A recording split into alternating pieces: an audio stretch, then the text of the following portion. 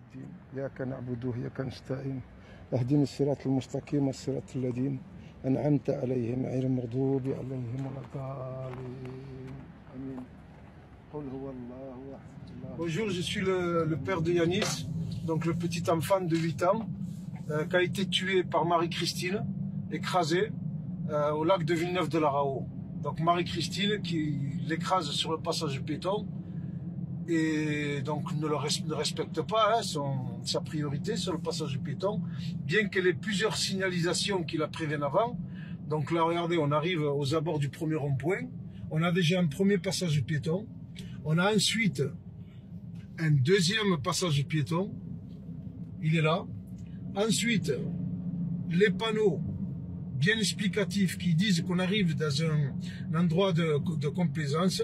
Donc ici, premier passage piéton qui dit qu'il faut ralentir. Ici, la zone 30, le Dodane.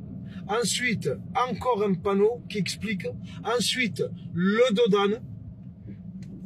On est en zone 30 et elle roule au double de la vitesse. Elle roule à 60 km/h. Voilà le cas de figure. Mon fils traversait ici Yanis sur le passage piéton. On voit très bien, c'est sur ce passage-là qu'il a été tué. Marie-Christine roule à plus de 50 km/h. Elle le tamponne ici. Elle tape Yanis ici. Yanis fait un bond de 6 mètres. Yanis tombe 6 mètres plus loin ici, à ce niveau-là. Au lieu de freiner, Marie-Christine accélère. Sa mère lui crie, lui dit « Mon fils est par terre, freinez !» Et elle le traîne jusqu'ici, sur 22 mètres. 22 mètres plus loin, Yanis sort sous la roue arrière droite. Elle vient de tuer Yanis. Au lieu de s'arrêter pour porter assistance, Marie-Christine, eh bien, s'enfuit. Elle s'est enfuie, tout simplement. Yanis, tout le long de la route, c'est-à-dire pendant les 22 mètres, il a les côtes qui se cassent. Il a les poumons qui explosent. Quand je dis les côtes, c'est toutes les côtes. Mais il crie, il hurle de douleur. Derrière, il y a mon épouse qui a un bébé sur les bras et qui court aussi derrière qui lui supplie d'arrêter. En réalité, elle les entend, mais elle continue sa route comme si de rien n'était. Elle regarde par le rétroviseur et quand elle regarde par le rétroviseur, elle dit qu'elle voit quelqu'un qui bougeait. Donc elle estime qu'il n'y avait pas lieu de s'arrêter pour porter secours et elle s'enfuit. Alors quand elle s'enfuit, elle vient jusqu'ici. Là on vient de faire plus de 600 mètres. Elle vient jusqu'ici et donc son véhicule est retrouvé là, sur le côté gauche. Elle arrête son véhicule ici, exactement. Je vais m'arrêter là où elle était arrêtée. Son véhicule est arrêté ici et elle appelle la gendarmerie.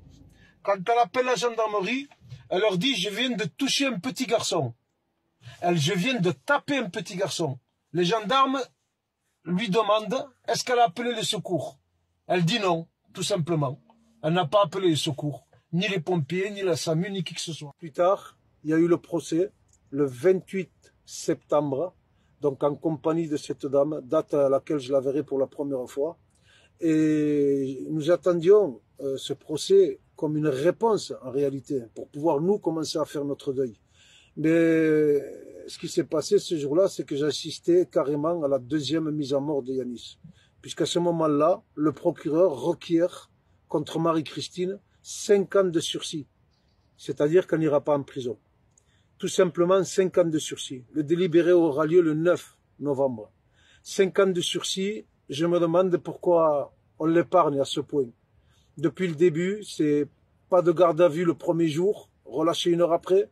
Depuis le début, eh bien, c'est une femme qui est protégée comme si c'était elle la victime, alors qu'elle ne risque rien. Pour le coup, c'est elle la meurtrière.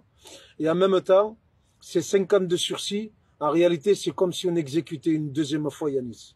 La question que je me pose, et donc ça va être celle que je me poserai toute ma vie, hein, puisque là, pour le coup, je me demande pourquoi elle n'a pas été mise en prison comme tous les justiciables, dans la mesure où c'est qu'elle a quand même commis l'irréparable.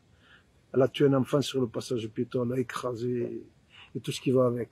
Donc à mon avis, et c'est plus que mon avis, puisque je crois que c'est l'avis général aujourd'hui, elle est épargnée, elle est protégée, Et elle n'est pas embêtée, hein, finalement, par la justice, puisqu'elle est maman de 2 gendarmes.